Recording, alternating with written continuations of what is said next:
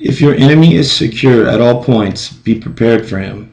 If he is in superior strength, evade him. If your opponent is temperamental, seek to irritate him. Pretend to be weak, that he may grow arrogant. If he is taking his ease, give him no rest. If his forces are united, separate them. If sovereign and subject are in accord, put division between them. Attack him where he is unprepared. Appear where you are not expected. Sun Tzu, Art of War. Good afternoon, my name is Robert Davidson, and today I'll be discussing with you my report speech for Introduction to Public Speaking, which will be about the Army and their co-culture values and how, as a co-culture, they differ from the majority of civilians out in regular society and how they view those values. I will also share some of my personal experiences with you of the Army and how the Army's values applied to me into those situations in my life. A co-culture, by definition, according to Public Speaking 6th edition, is a subgroup of a culture characterized by mild or profound cultural differences that coexist within the larger culture. To me, this is exactly what the Army is. And when I joined up, I had no idea how shockingly different it was going to be. The quote I had opened with earlier hides a lot of the Army's values within it, which is why I chose it. In total, there are 7 core values. We're only going to talk about a few of them today, the ones that I feel are the most important or pertinent to my life. One I will especially never forget is personal courage, which physical courage falls under. Here's the Army's printout from the core values for personal courage.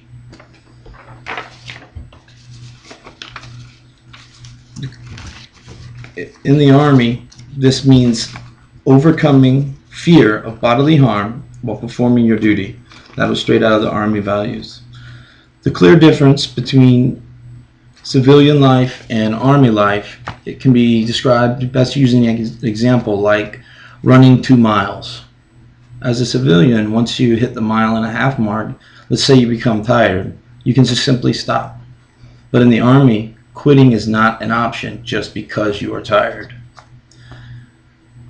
From day one in basic training to the end of your career, they'll basically beat it into your head that quitting is not accepted. And that push-on attitude is the way of life. The greatest personal learning experience that I can think of, or that comes to mind when I was in the Army, was when I was a paratrooper in the infantry in North Carolina, Fort Bragg. There was a test there called the EIB, or Expert Infantry Badge. This particular test was a 12-mile road march in full body armor and a 35-pound rucksack on your back. So with all the gear, you basically weighed 60 to 65 pounds.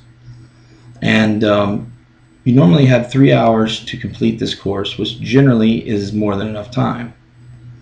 Unfortunately, the day I did it, there was the worst storm in history in North Carolina. And the course was moved from the hard paved road where it's easy to make up time to the red clay hills and mountains of the wood line there. Also, some of the course had been submerged underwater due to all the heavy rains. And the red clay would cake onto your boots and make them weigh twice as much.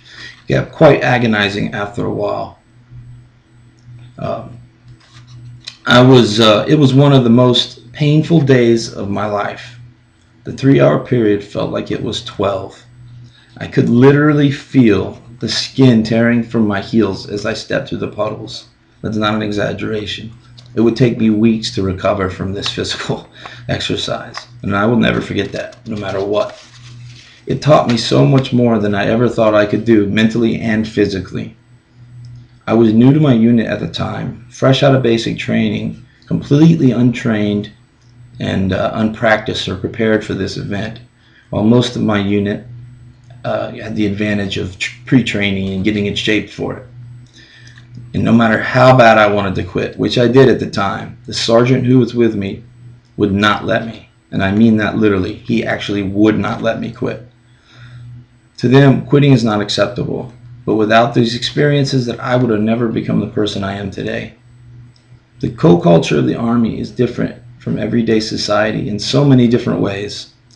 When it comes to respect, another extremely important one of the Army's core values, once again, here's a printout for Army respect.